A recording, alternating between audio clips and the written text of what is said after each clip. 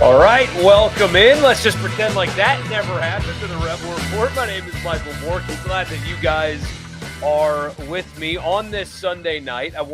I said this a second ago. I want to repeat myself, though, for those of you that did not hear the initial choppy audio version of this. I want you just to congratulate yourselves, give yourselves a round of applause, pat on the back, whatever you need to do. Football season is back. The offseason is over. You survived the last Saturday without college football, without football until the middle of February. You have made it. Now, I know your team doesn't play yet. That is next weekend, but we have officially made it. College football season is here. No more offseason. We get to talk about real, actual games this time next week that happen on the field, and then it'll be game week. And I'm excited to do a full, real, actual game preview with you guys, of course, every week, but literally starting next week, we have your football team to talk about, but college football is here. The offseason is over, and I am so glad about that. Glad you guys are here. We're talking about two things that they didn't manifest over the weekend. They've been trends, but Ole Miss football under Lane Kiffin has been very, very good. The floor has been elevated, not only by him, but by the administration, and not only within the athletic department, but also the university, of raising the floor of the program. They are investing more compared to their peers than they ever have before. They're hiring well. The player acquisition model has been good. NFL presence is improving steadily. They're winning games on the field. Fan support is through the roof. Things are very, very good. But there are two big problems facing Ole Miss football right now. And this weekend, you kind of saw both of those things. So we're going to talk about those tonight, and then whatever else comes up in the comments for you as well for the next 30 minutes or so on this edition of the show. Don't forget to subscribe wherever you get your podcast. Just search Rebel Report and subscribe and leave a rating and a review. I have been doing this podcast. I call it on the side. It's not really on the side. It is under the Super Talk umbrella, but I've been doing the Ole Miss Focus podcast for, I guess it's 3 years now for Super Talk, as well as, of course, the radio show. But looking back at all the numbers, this is the best offseason that we have had. There's always a natural dip after football ends with everything. We notice it on the radio show. When football starts picking up, we get more and more engagement. It's just kind of a natural thing. Not everybody's a baseball fan. And then during the summer, people are going on vacation and just kind of checking out of sports for a little while. This was, I don't even really think that there was much of a drop off at all. The chart did not look like it did last summer. That's for sure. So that was really cool to see. And I thank you guys for that. We're working hard on the radio show, Hey Dad and I, with a sprinkling of Richard Cross these days. But I'm glad that you guys are enjoying this as well. So I appreciate you. Keep subscribing if you haven't already. Also on YouTube, leave a comment, like, all that good stuff. Hit the notification bell because there will be extra postings during the season. So you don't want to miss those. So hit the notification bell. Also, the podcast is brought to you in part by Toyota of Brookhaven. Exit 40 in Brookhaven is where they're located, but you can be anywhere in Mississippi and shop with them. ToyotaofBrookhaven.com is their website. They will take care of you, even if you're not right there in Brookhaven, because these people know that the car buying experience for most people is kind of a stressful one.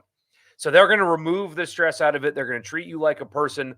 They're not going to try to work one over on you. They're also going to give you $1,000 off on me if you just tell them that I sent you. $1,000 off on me. Boom. If you just tell them that I was the one that told you to go there. Great in-house financing as well. A service department that's one of the highest rated in the state. Toyota of Brookhaven. They will deliver for you. All right, two things. Two big problems with Ole Miss football right now. Because like I just laid out, a lot of things good. A whole lot of things good. But not everything's perfect. Number one is one we've talked about a lot, so I'm going to try to avoid being repetitive, although that's kind of my crutch. I am a bit repetitive, both with you guys and also in real life as well. I'm kind of a repetitive person, bit of a broken clock, if you will. But the biggest issue in the immediate for this team, for last year's team, for the current state of the program, the thing that's holding them back the most right now is offensive line play. That is the thing above all else that is holding them back right now. And look, scrimmages and what you take from scrimmages always need to be done with a grain of salt. We talked about it last time. It's preseason training camp. You don't exactly know what they were trying to accomplish. They might be working a guy at a certain position just to see what he's capable of. There could be guys that are just a little banged up, not really injured. There's a lot of things that go into this. And so, especially when it's this week, it was, I guess, Grove Collective members got to go. Last week, it was a little bit more secretive, but media is blocked out of it. There isn't any video of it that is made publicly available for the most part. And so it's all just kind of interpreting what other people saw. So that's part of it as well. But the scrimmage yet again came away with a less than glowing report about the offensive line. And there's a lot of factors that go into that. They're going up against an extremely talented defensive line. Very few, if any, they will see are better than the ones that they're facing in practice. They are injured, and that's part of it as well. But it's holding the program back. Offensive line play, how they've recruited the position, how they haven't developed the position is holding them lower than what their ceiling probably could be. Now that floor is really, really high. I mean, they're over under win total going into this season, having lost as many people as they lost last season is a testament to what Lane Kiffin and Ole Miss has become under Lane Kiffin. The floor is really high. You can lose all those, and they still think that it's an 8 or 9 win football team. And I think it's an 8 or 9 win football team as well, even despite this thing. But this is the one thing that's their Achilles heel. It's dragging them down. It's holding them back. And if you just want to just be totally dismissive of, oh, well, they're injured. Once they get these guys back, they're going to be fine. As I've said before, and I'll say again, that's a problem in and of itself, because at what point are they going to be healthy? At what point are they going to be healthy? And how often does an offensive line spend an entire season with all 5 starters not getting injured? Hugh Freeze's first year, it happened there, and that was basically a minor miracle. Truly, it was a minor miracle that happened. That is not commonplace in college football. So, well, they're just injured. When this guy gets back, they'll be fine. BS, because they're going to suffer injuries. It's a physical game. You have players with injury history already on that offensive line. It is an issue. The way that Lane Kiffin has kind of allowed that to become an issue is a bit head-scratching, considering how good everything else under him has been so far. Basically, everything else has been under him so far. There's questions here or there. I mean, the running back room a year ago was a disaster. Usage of Juice Wells, now that Brian Daboll showed you how you can use a guy like him, also a bit of a head-scratcher. But this is the thing that's holding them back. And I've seen 2 kind of excuses for that. One of them is people say there's not enough money. Okay, let's play that out for a second. You have enough money to pay for elite defensive linemen, so you can get all them, knowing how highly competitive the defensive line is, both in high school recruiting and in the portal. You have enough money for that, but you don't have enough money for the offensive line. You have enough money to go get elite wide receivers, but you don't have enough money for the offensive line. That doesn't make sense. That doesn't track. And then the other one is there's not enough available. Now, that is a thing, and that should provide some grace that there's a lot of struggling offensive lines in college football. There are, but when you look around the SEC and what Ole Miss is doing there in recruiting versus what others are doing there in recruiting, it's unacceptable. And they need to find a way to reverse the trend that they've got with recruiting and developing offensive linemen. Because right now, the current state of it is not good enough if they want to go win a championship. And some people kind of roll their eyes at that. So some people roll, oh, well, this isn't a championship program. But that's what they're building towards. That's the next step, right? They've become consistent, 39 wins in 4 years. They're averaging 10 wins per season now. Yeah, I mean, I'll tell you the exact decimal if you don't like rounding up. But that's what they are now. 39 divided by 4 is 9.75. I probably could have done that in my head, but I'm not a math guy, even though that was my best category in the ACT was math. They're averaging 10 wins per year over the last 4 years. They are a team that, even in its current form, can make the playoff. They should have a year ago. They would have if it was a 12 team in 2023 and in 2021. So they have elevated themselves to that point. But what is the next step? I mean, are you guys just content with them being here for the rest of time? That, oh, it's okay as long as having fun beating Georgia and maybe making the playoff? No, the next step is to turn that consistency into competing for an SEC championship, and then turning competing for an SEC championship into possibly winning one, or at least making the playoff and then winning a playoff game, and then turning that into winning a couple playoff games and getting into that Final Four, if you will. They need to take a step forward. And right now, I don't think they can take a step forward as a program until they dramatically improve the prospects of what they have up front on the offensive line. I know they're banged up, but that's been part of the story. That's got to get better. That is a big problem facing this program right now, and it is holding them back from taking a big step forward. And number two, in-state recruiting. In-state recruiting is becoming a problem now, and here's why I say that. So over the weekend, it didn't officially happen yet. I guess it's going to happen on Thursday. Braylon Womack, the safety from Hartfield, right here in Flowood, the new JA or prep, if you will. Hartfield's kind of taken over in the Jackson area private school athletics scene. He's going to go to Auburn, or at least he's going to commit to Auburn. And as you guys know, recruiting things change. Maybe Hugh Freeze gets fired and he opens it back up and stuff like that. Portal. It doesn't mean it's the end of your ability to have this guy play for your team, but he's going to go to Auburn. I've got 24/7 up for what it's worth. Pick your recruiting service of your choice, if you will. I'm just going to name the schools of the top 20 players in the state of Mississippi and where they're currently committed. Okay, starting with number 1.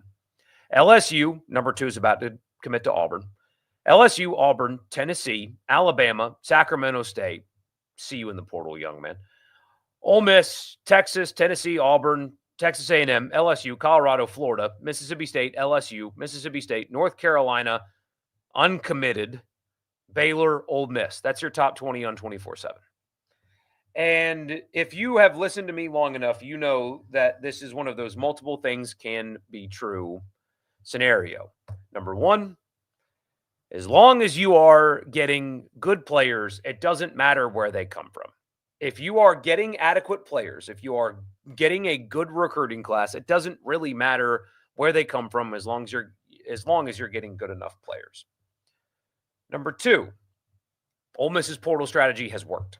So if they miss on an in-state prospect and he goes somewhere else, that doesn't mean, Pete Golding talked about it in his press conference. He made specific reference to a player that's going to go to Oklahoma, and he was basically like, I'll see you in the portal. You bought into the promises they gave you, that's fine. I'll see you in the portal. So there is that as well. It can also be true that this is becoming a problem all over the country. It's harder for schools to hold on to in-state talent. It's becoming more difficult. Clearly, players are more willing to move, in part, I think, because of money, but they're more willing to move. It can also be true that sometimes there's nothing you can do, that an in-state player is just going to want to go somewhere out of state. Hand up, I did that, right? I wanted to see something else. Where I grew up, Greenville, South Carolina is a wonderful place. It's an incredible town. One of the best small towns in it's not a small town, one of the best small cities in the world. Downtown Greenville is amazing. I wanted to go see something else, and I found my home right here in Mississippi. So I would be hypocritical if I was criticizing a guy wanting to leave home, because I did that. And it can also be true that you don't just take kids because they're from your backyard. There are some people that want their school to just load up on Mississippi kids and that's it. And that's not a good recruiting strategy either. You get kids that you think can play and nothing else. And it can also be true that it's a problem and that it needs to improve because 2 of the top 20, and one of them being number 20, of in-state players being committed to Ole Miss is, it's a problem because those are the guys that should be the easiest for you to get. Now, I know that this state's a little bit different than like a Louisiana because you have Mississippi State here and you have but they're not getting any of the top players in the state either over the last few years. That's not really a problem either. But these are supposed to be the guys that are easiest for you to get. These are supposed to be the guys that you have the most connections with. And I know that there is an argument that you don't want to waste money on high school players. I've seen people say that. Well, you don't want to spend on a high school player that may never play for you. Look at Ole Miss's current situation on the defensive line and tell me that that's not worth paying for. Because if they would have just been like, forget Cam Franklin, forget Will Eccles, don't need Xavier Harris, the Jam Brown doesn't matter. Let those guys go somewhere else. I don't want to pay for those guys. I'll just go get defensive tackles out of the portal. Ole Miss would be screwed this year on the defensive line if they did not have those guys that they got from Mississippi out of high school on the defensive line. They would be screwed because the defensive tackles available in the portal do not match the talent that they have in that room because of high school recruiting. So it doesn't matter. You don't want to pay them because they're not going to. The current state of the defensive line is proof positive that's not particularly smart either. There's a balance. You don't want to overspend, but you do need to bring in high school guys. Yes, the portal is there, but you don't want to be exclusively dependent on the portal because if Ole Miss would have been exclusively dependent on the portal, defensive line would have been a huge problem for them. They've got to fix this. This has got to be something that they get better at. Does it need to be their exclusive focus of attention? No, of course not. Interestingly enough, they made a hire over the weekend. Familiar name, you guys know him, Dante Moncrief, who was the focal point of one of the more organically cool nights in Vaught Hemingway Stadium history on Feed Moncrief night against Mississippi State. But he was a good pro Mississippi guy, and he is going to work in the player personnel recruiting department at Ole Miss. I'm very curious to see how well that works. If you've ever been around him, you know that he's got an infectious personality. He should be able to relate, especially to in-state kids. Being a guy from Mississippi who went to Ole Miss, who became a pro, and then now is back at Ole Miss. That's a story that you can sell, and I would expect him to be a grinder.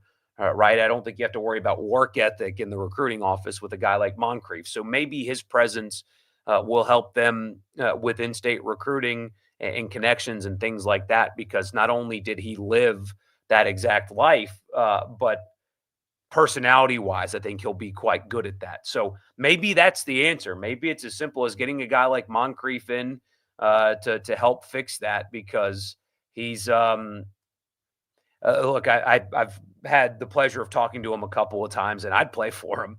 He's very easy to like. So maybe that's the fix. That was is an interesting and a good hire, and we'll see if it works. And I guess this is his first college job. So curious to see how it works. I think that you can expect a guy that's going to work really hard on it. So those are the two problems facing Ole Miss right now. Bunch of your comments. We'll rapid fire through those, and I'll let you go on this Sunday night. Appreciate you guys being here, and we'll get to those after I tell you the podcast is brought to you in part by Advantage Business Systems.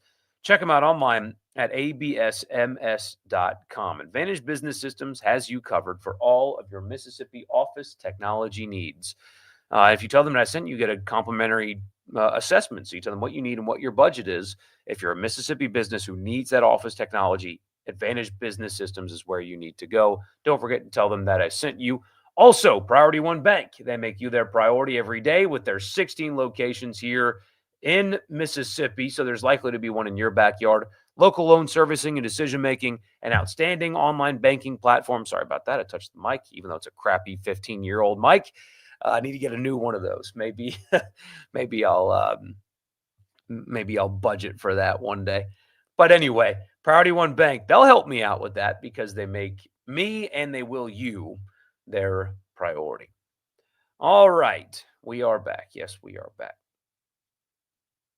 South Carolina under 7.5 wins. That's ambitious. That's ambitious. Good evening, Luke. Glad to see you. Rewatching Breaking Bad and now going through Better Call Saul has passed the time for me quite easily, you say. I'll be honest, this is the first off season that I did not get into, like really get into a show. I've been watching It's Always Sunny is what I've been watching lately, but that, it's a comedy show. It's not one like that. So I haven't really like grabbed onto something like that this offseason.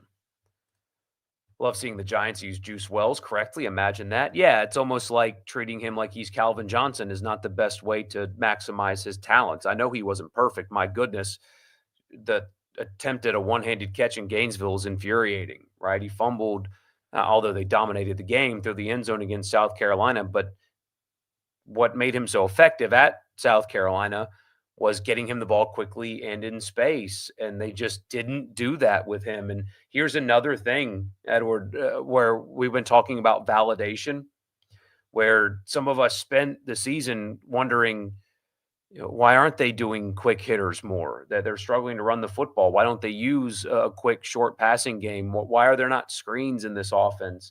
Why are they not using the tight end more? And, we're not ball knowers, I know, but John Gruden, Super Bowl winning head coach, questioned Ole Miss's offensive strategy, especially with the quick passing game, and that was validating for us. And now you look at what Brian Daboll's able to do, and that's the kind of thing we were talking about. It's like Daboll's able to figure out what his strengths are. John Gruden, a Super Bowl winning head coach, looked at the Ole Miss offense and wondered, the hell y'all doing? So I think we are kind of validated in the questions, not kind of, I think we're validated in the questions that we were asking of this offense last season. And there was another example of that. Ulysses Bentley hasn't been a superstar, but he's been effective running against NFL players. Is Micah Davis going to do that at running back in the NFL? Probably not. So anyway. Do I think the team will play with a chip on their shoulder, being that they've been left out of any serious conversation as a top team? They should. They absolutely should. Who should, quote unquote, play with a chip on their shoulders? Lane Kiffin himself. I imagine the Kentucky game might be their most prepared for of the season. I have a feeling he and those guys are sick of hearing about Kentucky. It's their fault, but yeah. Thank you, Craig. Good to see you. I don't know how you're not in bed with the twins at home, but thank you, man. The Ole Miss Focus show was in hindsight the clear move. Yeah, no doubt. No doubt. In-state recruiting took another massive blow today. It did. Officially football season, all caps. Yes, sir. Good news is with Auburn recruits, just wait until December. Or the middle of October, depending on how things go. Who's going to be worse, the Saints or the Colts? The Colts. I think the Saints are going to be pretty darn good defensively, to tell you the truth. In my opinion, what's the best Ole Miss football uniform combination? Powder helmets, red jersey, gray pants. That is by far not even arguable to me. Of course, it's arguable. It's a subjective thing. Uniforms are not objective. But the best look that Ole Miss has is powder helmets, red jersey, gray pants. That is a beautiful football uniform. It's you say this in the chat. It's literally a perfect uniform. You're the only one that doesn't get invested in recruiting anymore. No, you shouldn't, especially with a player committing to 5 different schools. I mean, what you should pay attention to, in my opinion, when it comes to recruiting is like the end of it. Don't get caught up in don't get excited about one individual recruit. You never should, because if it's a 5-star, their hit rate's 50% anyway. So even before the portal era, that was still a thing that was like, okay, like Laramie Tunsil worked out great, right? Laquan Treadwell worked out great. But you still should never look at a recruiting class and one player. That player is changing everything. Just because sometimes it happens, but sometimes it doesn't. So it's better just to look at overall class as a whole and the positions in which they have recruited and the retention of the players and how they're supplemented in the portal. That's the kind of stuff that you should pay attention to. Not one individual player's recruitment, because it's just going to drive you nuts. And like when they flip or whatever, they may end up at your school, but they might transfer anyway. Look at the big picture. Okay, this recruiting class had 20 players, but only one of them was an offensive lineman. Okay, that's an issue, right?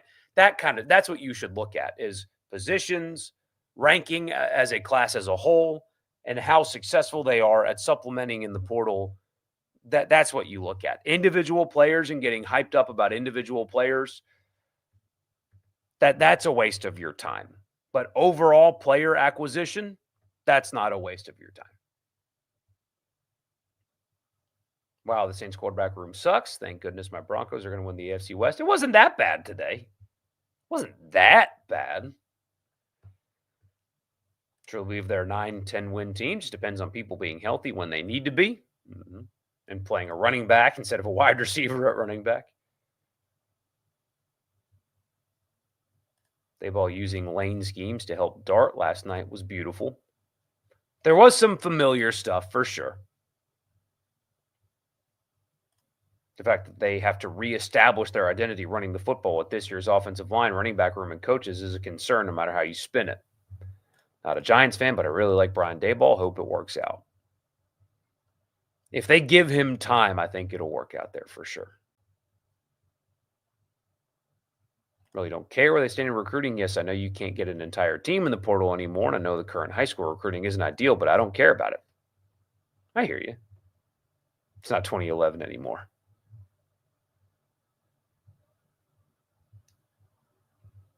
They went all out recruiting offensive line post 2023. Not sure why they took the focus off of that.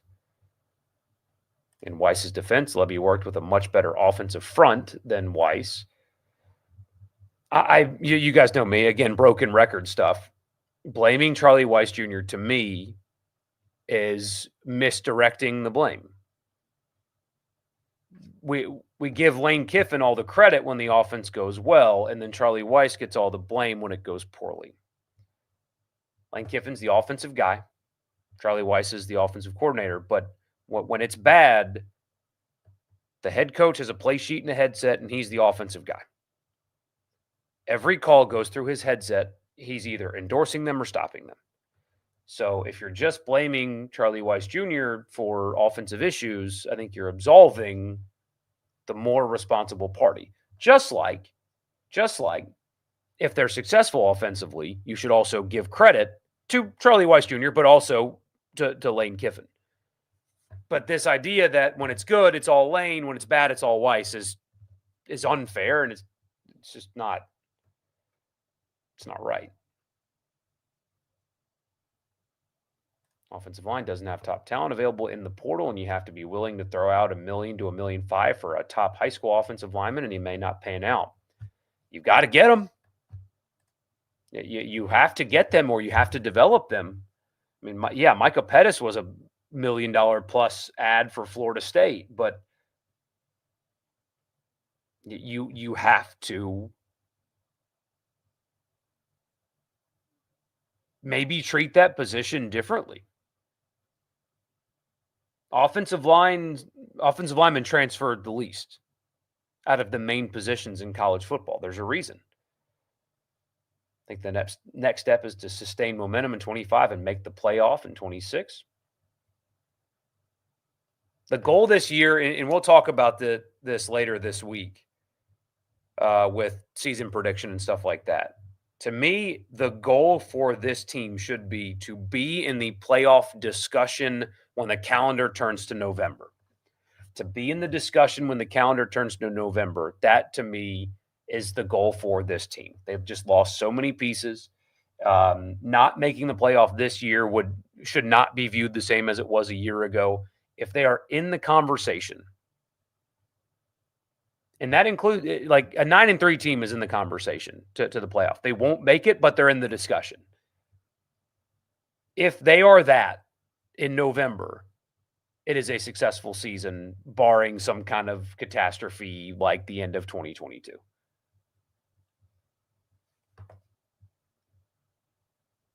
Other teams with less money seem to have better offensive lines, though. Yeah. If they focus one game at a time, they can make the playoff this year. I do like how the schedule shapes up to kind of keep their attention as opposed to last year. Look at Lane's track record. Who's the most impactful in-state recruitment out of high school? It's absolutely Centarian Perkins, but look at all the kids who got recruited and left. It's hard to care about. Yeah. I think they have to win 8 games at a minimum to keep everyone seriously on board. I actually agree with that. 7-5 would be a step backwards for sure, especially with the schedule setting up the way it does. If you had to choose who Ole Miss beats and loses to with an 8-4 and then 9-3 record, who would it be? LSU and Mississippi State to me are non-negotiables. If I get to choose who they beat, those two are always going to be the choice for program purposes. So who would I choose?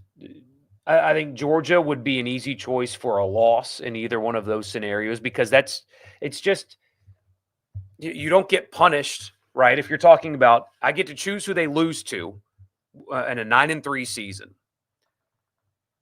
What I'm trying to build here in this scenario is making the playoff is what I'm trying to build.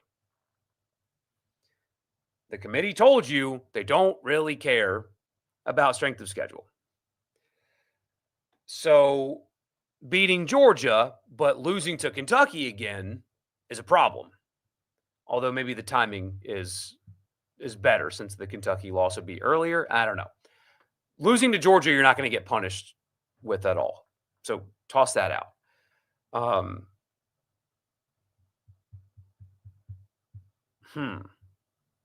Would at Oklahoma be another loss that I would choose on the road?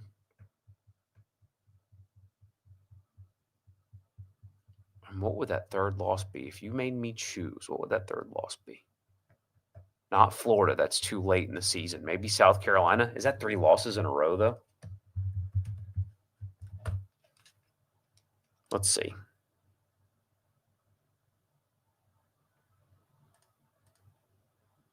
All right. I'm choosing 3 losses. That's 3 in a row. Can't do that. Shoot.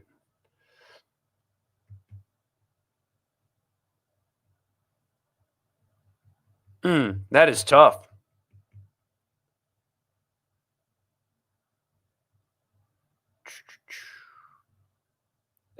LSU, I've changed my mind about the non-negotiable thing, I think. LSU, Georgia, because you don't get punished for those losses. In either South Carolina or Florida, I guess. Or you lose to LSU, Georgia, and Oklahoma, and then finish beating South Carolina and Florida. That's tough. That's really tough.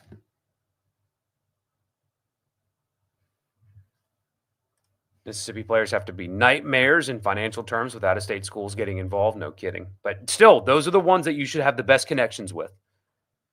And you're still recruiting against LSU and Alabama and Tennessee and Auburn and A&M for players in different states. You know what I mean? So, and, well, they didn't want him anyway. Can't be the excuse for every single player. At some point, you've got to get players. Nobody on the schedule. They're not incapable of beating. Even Georgia has a big question mark at quarterback. Not just a quarterback, but yeah. If this in-state recruiting issue holds and then it starts next year, then you could consider it a disaster in the making. Go ask Tennessee how developing a high school recruited quarterback fared for them. He's now at UCLA. Yeah, the recruiting isn't ideal, but getting guys who are a little more proven. Not on the offensive line, they're not. But yes, Tennessee had their quarterback transfer, but they also told him to, in effect. He also wasn't that good a year ago. Um, you can't let, well, the player's going to leave stop you from trying to get good players. Because again, if Ole Miss decided on the defensive line, it doesn't matter, they're just going to leave anyway, they would be screwed. I know I said that earlier, but that is true. Ole Miss would be screwed if they decided, no need, no point in recruiting defensive linemen. Doesn't matter. We'll just get some out of the portal. They'd be in big trouble. How are the Saints offense going to be able to score when they can't move the ball against backups? Number one is the starters will play. What's up, Maverick? Hey, buddy. Starters will play. That's number one. But also, they're probably not going to move the ball very well. They're going to have to run, Hunter. And Kamara hasn't played in the preseason yet. They've been sitting some offensive linemen. They just traded for a center today since Clapp got injured. Kendra hasn't gotten the ball very much. I think that this team's going to run the football a lot. And that's that they're going to have to play a style of play where they keep games really low scoring. They're going to have to win a lot of 24-21 type games. I don't think they're going to score much. I think they're going to slow games down. Defensively, there's a chance that they're pretty darn good. I like what Staley brings. I like what they have in the front six now. Stutzman looks like he's going to be they got two backup linebackers this offseason that look like they're capable, especially if Demario Davis needs, as he's getting older, needs more time. I kind of like what they've got defensively. Maverick, he keeps poking. Come here, Bubba. Come here. He keeps poking me with his nose. If I'm not petting him enough, he'll walk up and poke me. That's what he's doing right now. Come here, Bubba. Look at this old dog. Oh, man. Hey, Bubba. So it's interesting how much it's dropped off after the 24 class. Yeah, I know the Kelvin Bolden factor, but it was already happening before. It was happening before he left. It was. And again, maybe Moncrief is the answer. Maybe he's the answer. So John Mateer hype train's getting wild. Is it just a stat thing with him? Yes. I mean, he's talented, but it is a stat thing with him.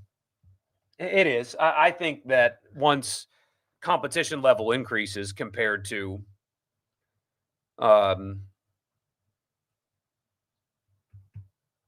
what he faced last year is also going to be a factor.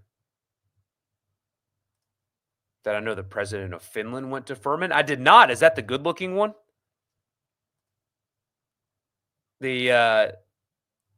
Wasn't it Finland, the prime minister? And she got in trouble for partying too much? I don't know. People put too much stock into Amos last year. Passing defense was ranked near the 90s. I fully believe secondary is more talented as a whole. I just disagree with you. People do not put too much stock into Trey Amos last year. He was exceptional. And passing defense was not ranked in the 90s. Here, I'll tell you exactly what they were.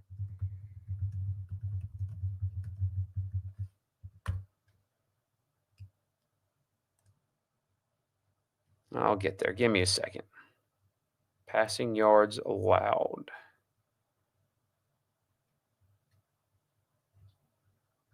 Gosh, the NCAA website is a disaster.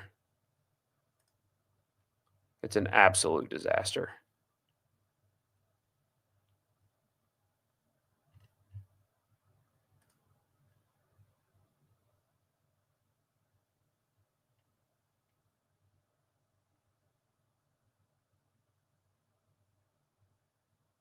Gosh, I like it's sorting wrong. But no, Ole Miss's pass defense was like it could have been better in spots. Yes. Gave up a long game-changing, ending pass on a fourth down against Kentucky multiple times in the LSU game. But I'm just not going to be dismissive of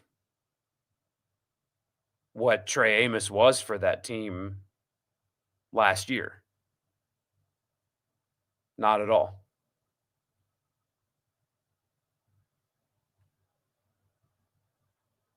So Ole Miss gave up, what, 230 passing yards per game? Is that what I'm looking at? I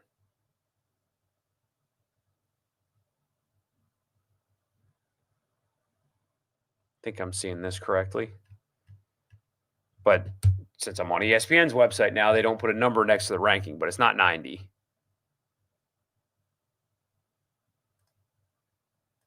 I don't know. Sorry. Trying to look at stats on the fly and I'm failing for you.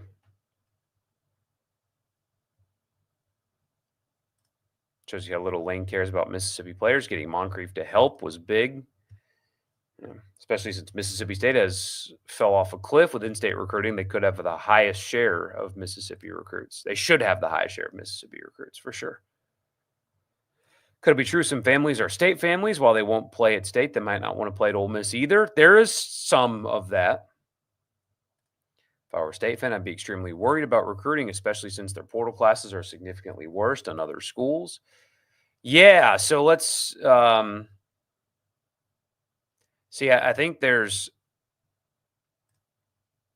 too much talk about how good their portal class was because it was 18th. I mean, it was behind Arkansas. It was behind Wisconsin, Nebraska. Kentucky had a better portal class. North Carolina did. Florida State did. Now we're getting into bigger brands, but that they had to there's 34 commitments in their portal class. USC's in front of them, 16.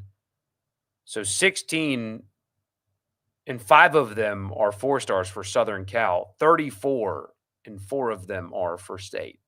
It's tough. But, coming off of 2-10, it's you've got a slow build. You're not just going to snap your fingers and have a roster that's ready to win 9 games, Most we should complain about Lane's coaching job was last year. He wasted the best defensive team in the country, at least the front 6 anyway. Like the Moncrief hire, good in-state staffer. I'm going to go rapid fire here. We're running a little long. Love to have gotten Shea Hodge on staff as well.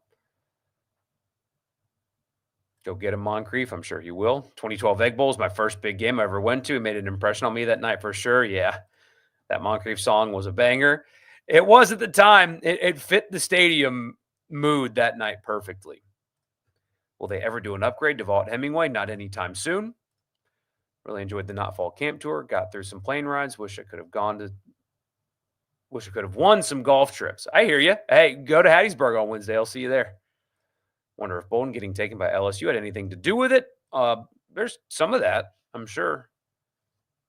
That was the whole wish him well stuff. I just that is a position that the fan base at large had that I disagree with. I don't think that you guys should wish a recruiting staffer like, oh, good luck. Oh, you're gonna do great down there. That kind of attitude. No, he's going to go recruit for LSU now. You don't wish that person well. You don't wish him harm. You don't want him to get hit by a bus, but no, you're not excited when a staff member of yours is going to recruit for LSU. Because what do you think? What do you think a recruiting staffer for LSU does on the road when he's recruiting against Ole Miss? I love y'all. I appreciate y'all. Some of y'all are too nice, though. Some of y'all are too nice. If you had to choose a real tree color design helmet of your own, what would that be? The first one I loved. The first one they did, I absolutely loved. I wouldn't change a thing from that one. I loved it. Stick is good on Apple TV, like Ted Lasso for golf with Owen Wilson. I want to watch that. It looks good. Even in the Egg Bowl, they threw a fade to Wells that went through his hands on a tough catch. That just wasn't his thing. Pray for more short, quick passes this year to help the offensive line if they're struggling. Spent your offseason watching the Marvel movies. Endgame, I loved. I absolutely loved. Post-Endgame's awful. Can I put my hand up to grab the camera for a Simmons Caden Lee edit? Okay, so like this, or do I need to make it even darker?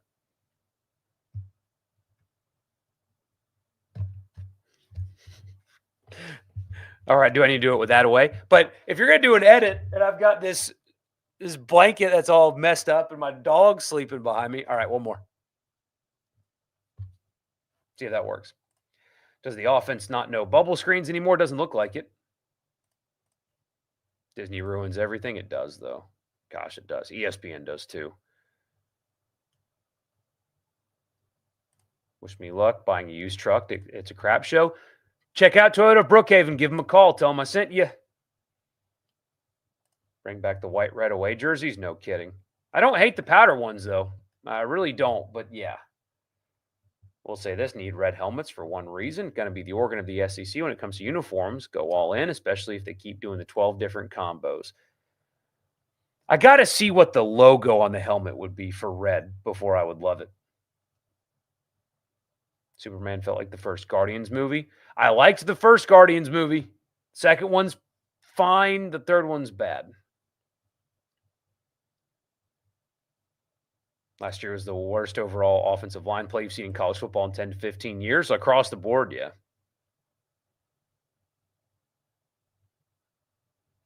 Got a Marvel superhero movie debate going on in the chat. I love it. You guys are awesome. Is Judkins clear from what happened yet? Looked like they're not pursuing charges. So I guess he is clear, but he has not signed with the Browns yet. Makes you wonder why not. Maybe I missed that, but I have not seen a signature yet. I have not seen him reporting to practice, so maybe there's another hurdle. But problem with choosing to beat LSU is they start 6-0, then lose 3 or 4 games down the stretch. Yeah, I didn't think that through very well.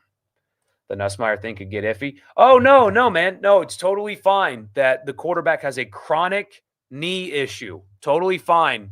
On a scale from 1 to 10, it's a 1.5, guys. Nothing to worry about. Totally fine. The coach just described your quarterback as having a chronic knee issue. Not a big deal, though. Not a big deal. At 10-2, the obvious 2 losses you choose are Georgia and Oklahoma. I agree with that. Rattler or Shuck? Right now, I would pick Rattler. And I know that they've got a guaranteed contract with Shuck, but it's a cheap one. Try to win games now. Rattler, I think, right now, is ready to win games right now. Tennessee fans melted down on social media over the Adidas announcement. Hope and pray never do that. The Nike deal's got to get bigger, though. Got to get bigger. Every day the Oklahoma hype train grows. Think they lose to Michigan in week 2. The problem is I don't think Michigan's going to be any good. Was praying Dart went to New Orleans, but I think that NYG might have been the best thing for him with the coaching staff and the team around him. Yes, I would be more concerned for Dart if he was in New Orleans because he'd be starting. I mean, game 1 with behind a banged up offensive line, he'd be starting game 1. In New York, he gets time, right? That they've got Russell Wilson there. It's better if he gets to wait longer. Him being in New Orleans would be awful for him. A lot of preseason metrics still really like the Ole Miss defense. They should. I expect big things out of them. Stream's going to be over an hour long. Yeah, we'll be here all night. It's fine.